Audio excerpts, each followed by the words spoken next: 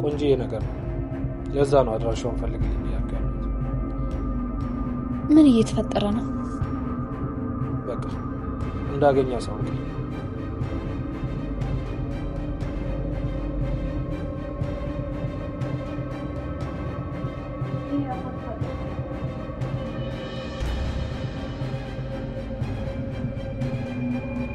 ተነስታ እንዴ? የተነሳ መሰለኝ ነበር። አልቆየሁም። አሁን የተነሳ። ምን እያደረግሽ ነው? አትክልቶቹን እያየኋቸው ነበር። ወዴት ልትሄድ ነው የልባበስከው? መቼ ሰራትዬ ቤት ውስጥ አልቀመጥ። አይኔ ጨረቃ። ምናልባት በኋላ ስመለስ እንግዳ ይዤ ልመጣ። የምን እንግዳ? መቼም ያለሽ ድጋሚ ልታመጣው አይደለም አይደል? ነው ደበረሽ? እዚህ ቤት መምጣቱ ችግር አለ? አይ የለም፣ ግን ከቤት ውጭ ብትገናኙ ደስ ይለኛል። ማለት በቀደም መቶ እኮ ምንም አላደረገም። ወይ ምግብ አልበላ ወይ በደንብ አልተጫወተ። ያው በቅርብ ጊዜ አይደል የምትተዋወቁት? ይሄን ያህል መቀራረባችሁ ልብ ነው ይሰጣል። ይሁን ያልተዋጠልሽማ ነገር አለ አይደል? አዎ፣ በዚህ ደረጃ መቀራረባችሁ እና ከሱ ጋር መቀራረባችን ችግሩ ምንድን ነው? የኔ ናታ፣ እኔ እኮ እንድትጎዳብኝ ስለማልፈልግ ነው። አንተ ምንም ነገር እንዲደርስብህ አልፈልግም። የኔ ሀሳቢ ሚስት፣ አመሰግናለሁ። ግን ምንም አትጨነቂሽ። ምንም አልሆነብሽ። ምንም አልሆንም አትበል። ማንንም ሰው እንደራስ አትቅረብ። በመጨረሻም ትጎዳብኛለህ። እንደዚህ ያልሽኝ ከልብሽ ቢሆን ምንኛ ደስ ይላል። ግን አይደለም። እሺ በቃ አትጨነቂ።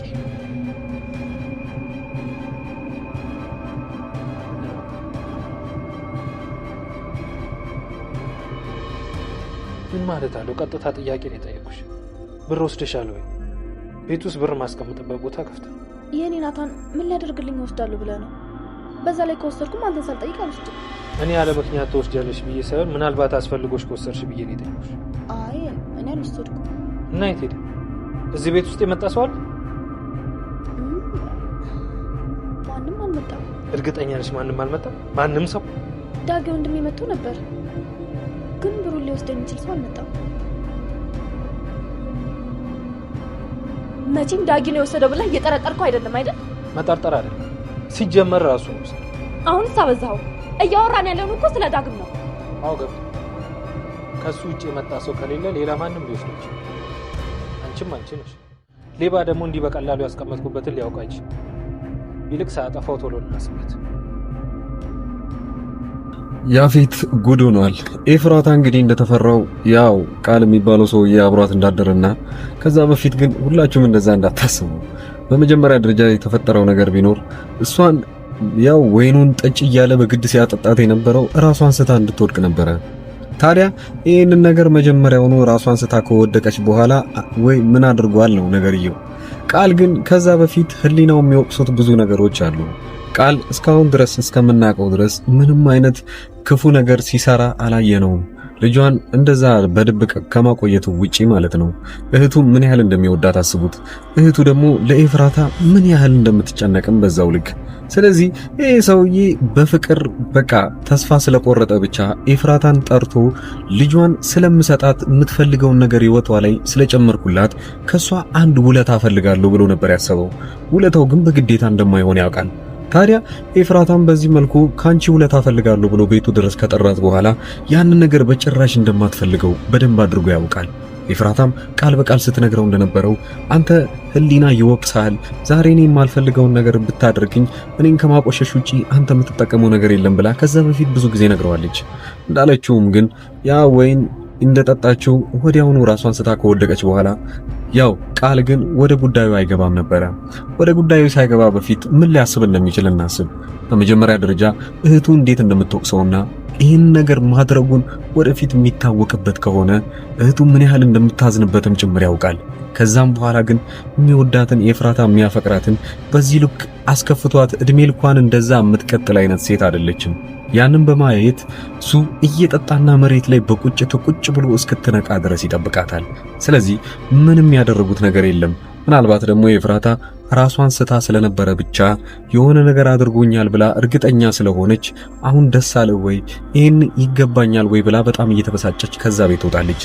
ወዲያውኑ ወደ ቤቷ ስትመለስ ግን ያኔ ናታን እንዴት ጠፋች ብሎ በድንገት የት እንደሄደች እንኳን ሳያውቅ ወዲያውኑ ግራ ስለገባው ያልሄደበትና ወደ ነገነት ቤት ሁላ ሄዶ ሲፈልጋት ነበረ። ግን ወደ ቤቱ ሲመለስ ወዲያውኑ ቤት ቁጭ ብላ ራሷን አስተካክላ እየጠበቀችው ነበረ፣ ምንም እንዳልተፈጠረ። ናታን ደግሞ በዚህ በኩል የቃልን እህት እሱ ያገታት ይመስላችኋል ወይ? አዎ እንደምታስቡት ነው። ናታን መጀመሪያውኑ ከቃል ጋር ችግር ውስጥ ገብቻለሁ ወይንም ደግሞ ጠላቴ ነው ብሎ ነው የሚያስበው። የገዛ ሚስቱን ወይንም ኤፍራታን አማግጦብኛል ወይንም ይዟት ሄዶ ሲያንሸራሽራት ነበረ፣ ሲያዝናናት ነበረ ብሎ በጣም ተናዷል። ያንን ንዴቱን ደግሞ ሊያባብስበት የቻለው ነገር አንድ ነገር አለ። ኤፍራታ ዋሽተዋለች። ተገናኝተናል ምናምን ብላ ሳትነግረው ከሱ ጋር እንደማይተዋወቅ ሰው ነበረ ለናታን ስትነግረው የነበረው። ናታን ይሄ ነገር ያበሳጨዋል። ታዲያ እኔን መዋሸት ለምን ፈለገች? እንደ እውነትም ተወደዋለች ወይ ብሎ እንዲያስብን ያደረገው ናታን በዚህ ንዴቱ ቃልን መበቀል አለብኝ ብሎ ከዛ በፊት ሲያስብ እንደነበር አይታችኋል። ለዛም ነበረ ታዲያ እህቱን አሁን ላይ እህቱ እንደሆነች ስለማያውቅ ወይንም ደግሞ ፍቅረኛው እንደሆነች ብቻ ነው የሚያውቀው። ናታን ይህንን የተሳሳተ መረጃ ይዞ ያው እህቱ ጠፍታለች አሁን ላይ። ናታን ደግሞ በስልክ ሲያወራ እንደሰማችሁት ከሆነ አንዲት ቆንጆ ሴት ልትታገት እንደሆነና ወዲያውኑ ይዘዋት እንደሚገቡ ወይንም ሌላ ቦታ እንደሚያስቀምጧት ኤፍራታ እንኳን ተደብቃ ስትሰማው አይታችኋል። ስለ ነገሩ በደንብ ግልጽ ሆኖ ባይነገራትም ማለት ነው። ሌላኛው ቀጣዩ ክፍል ላይ ምን ይፈጠራል? ቃል እህቱ ከጠፋች በኋላ እንደሚታወቀው ደግሞ እሱ መጀመሪያውኑ እንደዚህ አይነት ስራ ውስጥ ስላለ እህቱን ዱካ አፈላልጎ ማግኘት ለሱ በጣም ቀላል ነው። ሉሊት በዚህ በኩል በጣም ውጥረት ውስጥ ያለችበት ምክንያት አንደኛው ልጁን በምን መልኩ ከዛ ልታስወጣው እንደምትችልና እውነትም የተጠየቀችውን 500 ሺህ ብር ወይንም ግማሽ ሚሊዮን ብር ከከፈለች ከኤፍራታና ከናታን የምትፈልቀው በጣም ትልቅ ነገር አለ ማለት ነው። ይሄን ያህል ብር አውጥታ ልጁን ከያዘች በኋላ በልጁ ከኤፍራታ ጋርና ከናታን ጋር ልትደራደር አስባለች። ምን ያህል ሊሳካላት ይችላል ይሄ ነገር? ሌላኛው ሁላችሁም ያሳሰባችሁ ነገር ቢኖር ዳግም ነው። ዳግም ከጊዜ በኋላ ገነት ላይ ባህሪው ሙሉ ለሙሉ ተቀይሮባት ነበረ። ገነት እየተጨቃጨቀችም ቢሆን እንደዛው እየቻለችው እየቀጠለች ባለችበት ሰዓት ላይ ዳግም ድጋሚ ሁሉም ሰዎች ላይ ባንዴ ይቀየራል። ጽዮን ላይ፣ የገዛ ጓደኛው ላይ፣ በዛ ላይ ደግሞ ገንዘብ ከየት እንደሚያመጣ አላቅም ብላ ገነት ለናታን ስትነግረው ናታን በዚህ በኩል አሁን እቤቱ ላይ ገንዘብ እንደጠፋ ሲነገረውና ወዲያውኑ ኤፍራታ ደግሞ ድጋሚ የነገረችው አንድ ነገር አለ። ቀን ሙሉ እዚህ ማንም እንዳልመጣና አሁን ዳግም መጥቶ እንደነበረ ብቻ ከነገረችው በኋላ ናታን ከዚህ በፊት ገነት የነገረችውን ነገር ወዲያውኑ ትውስታ ውስጥ ያስታውስና እውነትም ይሄ ልጅ ተበላሽቷል ብሎ እንዲያስብ ነው ያደረገው። ኤፍራታ ግን በዚህ ሁኔታ ላይ የተናደረችበት ምክንያት ስለ ዳግም ምንም ነገር የምታውቀው ነገር ስለሌለ እንዴት እሱን ትጠረጥረዋለህ? እሱ እንደዚህ አይነት ነገር አያደርግም ብላ ትናደዳለች። ዳግም ግን በዚህ መልኩ ሊጠጣ የፈለገውና ምናልባት እኮ በዚህኛው ልክ እያስገደደው ያለው ሰው ማን ሊሆን ይችላል? ይሄ በጣም አስፈሪው ነው። ብቻችሁ ስለ ያፌት መጥፋት እያወራችሁና ኮሜንት እየሰጣችሁ ነው ያላችሁት። ያፌት መጨረሻ ላይ ከናታን ጋር ነበር የተለያየው። ታዲያ ከናታን ጋር ሲያወራ እንዳያችሁት ከሆነ ለተወሰነ ጊዜ መጥፋት እንዳለበትና እዚህ ያሉት ነገሮች እስኪረጋጉ ወይንም ደግሞ ራሱ እስኪያስተካክላቸው ማናቸውም ቦታ ላይ መታየት እንደሌለበት ተናግሯል። በቅርቡ ግን ወደ ድራማው ይመለሳል። ወደ ድራማው ሲመለስ እነ ቢኒያምም ጭምር ወደ ድራማው ይመጣሉ። ቢኒያም ደግሞ በቅርቡ ከናታን ጋር የሚያገናኘው አንድ ነገር ይመጣል። ያም ምን ይሆን? ናታን ድጋሚ ቢኒያምን ያምነዋል ወይ? በጣም ይሄኛውም ራሱ ድራማው ላይ የሚያጓጓ አንድ ነገር ሆኖ አግኝተነዋል። ዳግምስ ከነማ ጋር ገጥሞ ነው አሁን ላይ እንደዚህ የዱርዬ ስራ እየሰራ ያለው? ያስገደደው ሰው አለ ወይ? መጀመሪያውኑ ሉሊት እዛ ቤት ውስጥ ስትገባ አንድ መረጃ እንደሰማ አይታችኋል። ያ መረጃውም የነበረው የኤፍራታ ልጅ በሕይወት እንዳለ ከሰማ በኋላ ሉሊት ግን ለብቻው አናግራው የሆነ ነገር አደንዝዘው ብቻ በየሆነ ነገር ይዘው እስካሁን ድረስ ለሷ እየታዘዘላትና አድርግ የተባለውን ነገር እንዳለ እያደረገ ነው። ገንዘቡ ያስፈለገውስ ለምን ይሆን? ዳግም በዚህ ልክ ከእህቱ ሊሰርቅ የፈለገውስ ለምን ይሆን? እውነት ለመጠጥ ብቻ ብሎ ዳግም ይሄንን ነገር ማድረግ አይችልም። መጠጥ ሊጠጣም የቻለበት ምክንያት አንደኛው ወይ ብስጭት ነው ወይ በጣም ትልቅ ጭንቀት ስላለበትና በጣም እያስጨነቀው ያለው ሰው ስላለ ብቻ ነው ይሄን ሊያደርግ የሚችለው። በምን ይዘውት ነው? በገዛ እናቱ ወይንም በገነት የሆነ ነገር አስፈራርተውት እንጂ ዳግም ከመሬት ተነስቶ እንደዚህ አይነት ነገር ሊያደርግ አይችልም። ይህንንም በቅርቡ ሚስጥሩ የሚወጣ ይሆናል። እናንተ የድራማው ተከታታዮቻችን እንዳለ በተለይ እዚህ ድራማ ላይ እያወቃችሁ እኔን የምትከታተሉ ሰዎች ከልብ እያመሰገንኩኝ ከዚህ በመቀጠል ያለው ቪዲዮ ላይ የራሴን የግል ስራዬን ማስተዋወቃችሁ ይሆናል። በቅርቡ በሌላ ቪዲዮና በራሴ የወንጀል ታሪኮች ደግሞ የምንመጣ ይሆናል። የምትወዱትና የምትከታተሉኝ ሰዎች በጥቂቱም ቢሆን አብረን የምንቀጥል ይሆናል። መልካም። እዚህ አጠገቤ የምታዩቸውን እቃዎች እንዳለ እዚሁ አዲስ አበባ ውስጥ ሆኜ ወደ ተለያዩ ሰዎች በትዕዛዝ የማደርሳቸው እቃዎች ናቸው እና በእነዚህ እቃዎች ላይ ማንኛውንም ወይንም ዋጋ እናንተ ለቤተሰቦቻችሁ ወይንም ለማንኛውም ሰው ለማዘዝ ከፈለጋችሁ እኔን በቴሌግራም በዋትስአፕ እና በኢሞ ማውራት ትችላላችሁ። እንደምታዩቸው የተለያዩ ስልኮችና የዋይፋይ እቃዎች፣ ታብሌቶች ለልጅ የሚሆኑ እነዚህ የተለያዩ ቦታ አገር ሆናችሁ እናንተ እያዘዛችሁ እዚህ ለቤተሰቦቻችሁ መላክ ይችላል። ከኤሌክትሮኒክስ እቃዎች ውጪ ያሉትን እቃዎችንም እኔ ጋር ማግኘት ትችላላችሁ። እነሱም በእርግጥ ራሴ ባልሸጣቸውም ዋጋውን የተለያዩ ከሚሸጡ ሰዎች ጋር ወይም መርካቶ አጠገቤ ስለሆነ እዛ ያለውን ዋጋ እያጣራው ለእናንተ መላክ እችላለሁኝ ማለት ነው። ከዚህ በቀደም እንደሚታወቀው በትልቁ ቻናሌ ላይ እነዚህን እቃዎች ሳደርስ ለብዙ ሰዎች ሳደርስና ብዙ ሰዎችም ሲያዙኝ ነበሩ። አብዛኛው ጊዜ ሰው እያዘዘኝ የነበረው የተለያዩ ስልኮችን ነበረ። እነዛንም ስልኮች አዲስ አበባ ውስጥ በአንድ ቀን እያደረስኩኝ ነው። ከአዲስ አበባ ውጪ ለሚገኙ ሰዎች ግን 2 እና 3 ሰዎች አንድ ላይ ወደዛ አካባቢ አቅጣጫ ሲያዙ ወዲያውኑ አደርስ ነበረ። ይህም የአንድ ሳምንት ጊዜ ብቻ ነው የሚወስደው። ይሄ ስራ አብዛኛውን ጊዜ እናንተን የሚያስፈራችሁ ታማኝነት ምን ያህል ነው የሚለው ነገር ነው።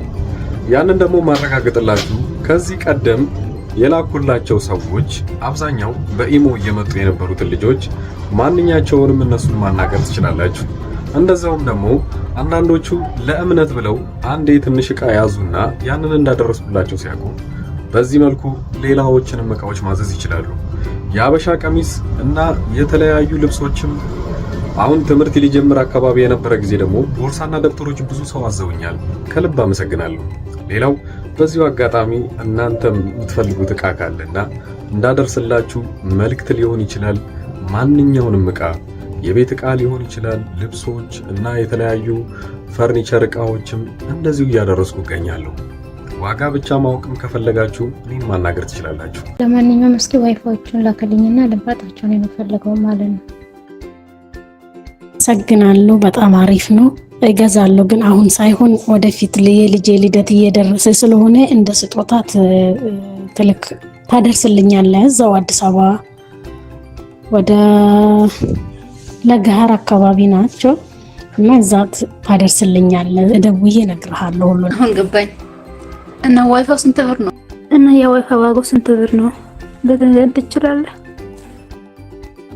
ይሄኛው ስንት ነው? እና ስንት ጂቢ ነው? እንዴት ነው? ሁሉ ሰላም አለኝ። ደማኛ ተሚና ቆይታ እንደነበረ ሁሉ ሰላም። ኧረ ችግር የለም። ቀሪን ያኔ በ30 ሁሉንም አስገባልሃለሁ። ያንተንም የእሷንም የሁሉንም ባንዴ አስገባዋለሁ። ችግር የለውም። ያኔ አንተ የምትሰጣት ከሆነ ትጀምረዋለች። ማይማር ይሄንን እስቲ አጣራ። ኮፍያዎች ስንት ናቸው? እስቲ ጠይቅ እስቲ እና አጣራሽ።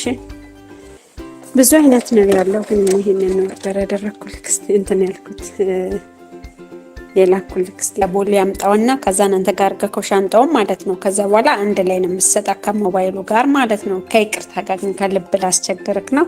ዋትስአፕ ላይ ልልክልሃለሁ የሰውየውን ቁጥር ማለት ነው። እና የት ነው አለኝ ሉሉ ምንድነው እሱን እስቲ አንተ ከዛ እሱን ካመጣክ በኋላ ተለወለልካለች። የጀመሩት ከዚህ በፊት በነበሩት ቪዲዮዎች ላይ በለቀኩት ማስታወቂያ ነው። ያው ለሌሎቹ እና አዲስ አበባ ውስጥ ቅርብ ለሆኑ ሰዎች ወዲያውኑ በአንድ ቀን ውስጥ አድርሰንላቸዋል። እናም የተለያዩም ሰዎች አሁን ላይ ትክክለኛ እኔ እንደምሰራ ለማወቅ የመጡና እናም በቀጣይ ደሞዛቸው ወይንም በሌላ ጊዜ ዕቃ ሲፈልጉ ከኛ ማዘዝ እንደሚችሉ አረጋግጠው ሄደዋል። ያንን ብቻ ለማወቅ ብቻ ሳይሆን የተለያዩ ዕቃዎችን ዋጋቸው ምን ያህል ነው ወይንም እናንተ ካላችሁበት ሱቅ ወይንም እናንተ ካላችሁበት ሰፈር ጋር ዋጋውን ምን ያህል ቅናሽ ነው የሚለውን ካያችሁ ዕቃውን ወዲያውኑ ማዘዝ ትችላላችሁ። በክፍለ ሀገር ያላችሁና የተለያየ ቦታ ለምትኖሩ ለምሳሌ ወደ ወላይታ አካባቢ ብዙ ሰዎች ዕቃ እንዳዘዛችሁኝና አንድ ላይ ልልክላችሁ አንድ ሳምንት ጊዜ ጠይቄያችሁ ነበረ። ያም ሆነም ወደ ራቅ ወዳሉ ቦታዎች ላይ ዕቃ የምንልከው 3 እና 4 ሰዎች ስትሆኑ ነው። ዕቃውን ወዲያውኑ አንድ ላይ የምናደርስላችሁ ይሆናል። ለጊዜው ግን አዲስ አበባ ውስጥ ለሆናችሁ ዋና ዋና የሚባሉ ወደ ባህር ዳር፣ ወደ ጎንደርና ወደ ባህር ዳር ሌላው መስመር በሚገኙ ቦታዎች አንድ ላይ ዕቃዎችን እንልካለን። እናንተ ብቻ በተለመደው መልኩ ከኛ ምንም አይነት መረጃ ማግኘት ስለምትችሉ በዚህ ሁኔታ ላይ መጠየቅም ትችላላችሁ። በቴሌግራም በዋትስአፕ እና በኢሞ እዚህ ፊት ለፊት ላይ የምታዩት ቁጥር በዚህ እኔን ማናገር ትችላላችሁ። መልካም ጊዜ።